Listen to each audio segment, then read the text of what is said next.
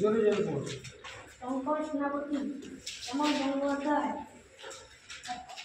এখানে বাতাসের বিকট সবসময় ভিজে জলে ডাবটা থাকে, মনে হবে কে যেন ভালো করে বেটে জলের মিহি দানা মিশিয়ে দিয়েছে।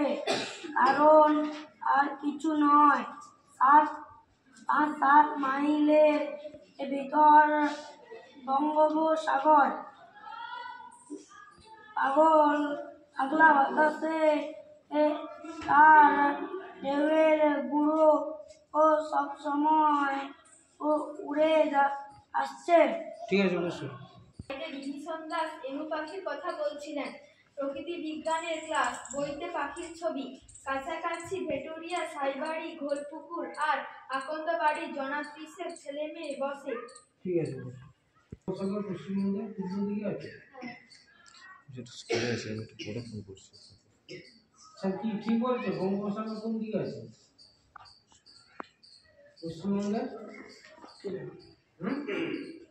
বঙ্গোপসাগর তো পূর্ব দিকে নেই, দক্ষিণ দিকে। হ্যাঁ, দক্ষিণ পূর্ব। পশ্চিমবঙ্গের কোন দিকে আছে? দক্ষিণ দিকে। দক্ষিণ পূর্ব।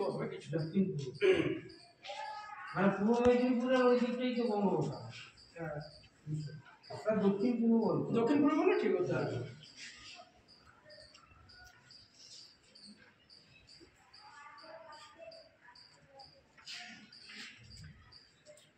আচ্ছা, এই যে এমু পাখি বলেছে, এমু পাখি সম্বন্ধে কিছু জানো? এমু পাখিটা,